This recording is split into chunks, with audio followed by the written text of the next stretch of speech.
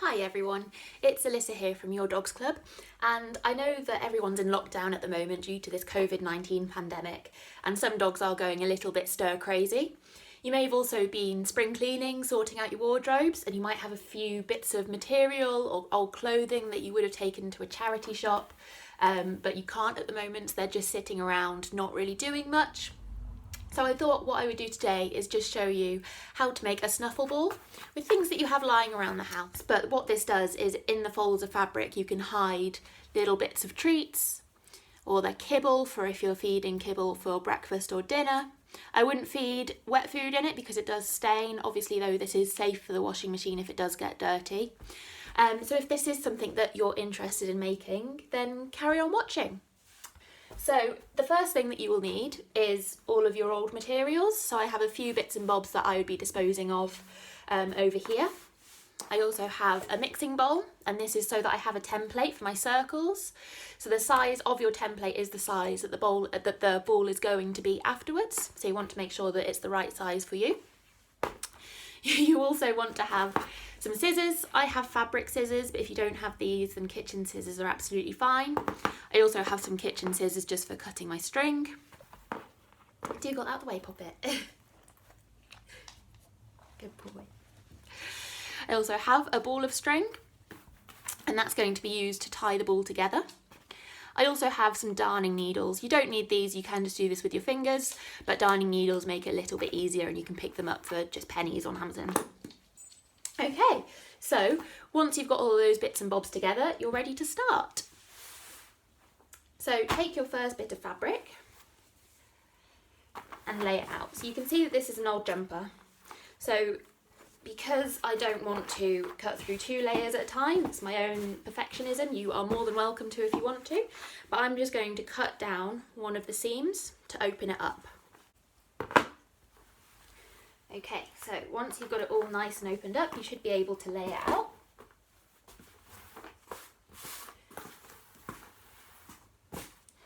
And at this point, you should be ready to start almost cookie cutting your fabric.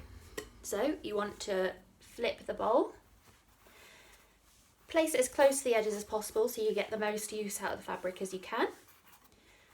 And then you just want to draw a line around the outside. So if you want to be really fancy when you're doing this, you can use tailor's chalk and that will wash out when you put it through the wash. But I've just popped up and I've just gotten a Sharpie to do this with because I don't mind if I have those edges still lined out when I've made it. So I'm just going to go ahead and line around the outside of the bowl.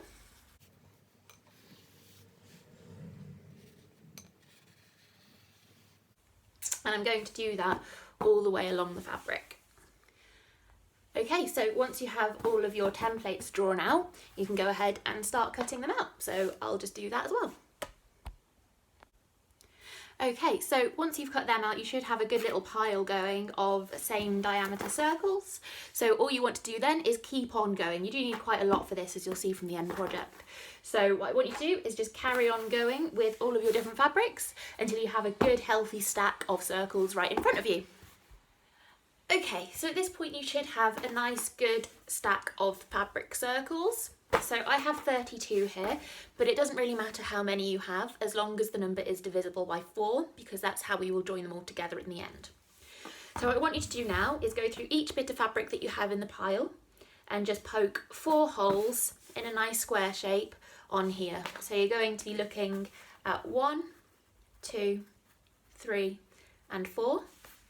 And that's because what we do is we join them all together with our string or our yarn when the circles are in quarters. So what you can do is go ahead and fold your circle in half and then in half again. And we like to join them just around here. So what I do is I actually get my darning needle, which makes this all a little bit easier.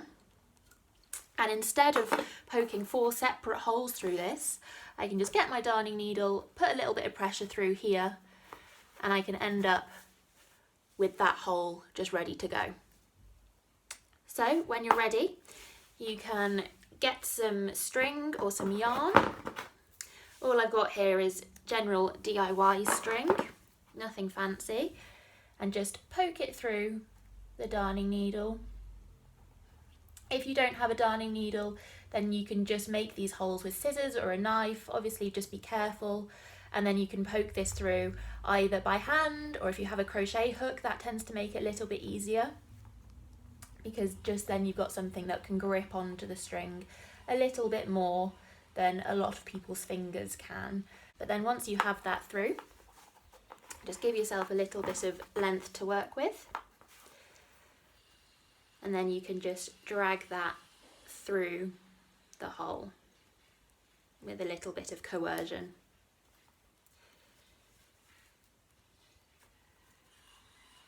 Just keep wiggling it until it gets through to the other side, just like so. Okay, then just pull through so you've only got the one layer going through, and you're ready to add on the next bit. So what you want to do is have 4 rounds of these, so divide your total number by 4. So obviously 32 divided by 4 is 8, so I want to get 8 circles onto this strand of string, which I'll just do now. So again, I will fold this circle in half again, line it up with this one, so it's going to go around through there. Get it as close to as possible, doesn't need to be exact, and then just poke the string through that next hole. Again, you may just need to wiggle this to encourage that string through, and pulling it through so you don't have that tail trapped in the middle. Okay, I'll crack on and do this and then come back to you for the next one. And then once you've got all 8 of your pieces of fabric on here, you just want to remove your needle or whatever it is that you're using from the string, and just give yourself enough space left on the string to be able to tie that in a good knot later, but we won't be doing that just yet. So put that to one side and then do the exact same so that you have 3 more of them ready to go. Okay, so now you should have your 4 piles of circles, each one with some string running through that inner point. And now the task is to join them all together.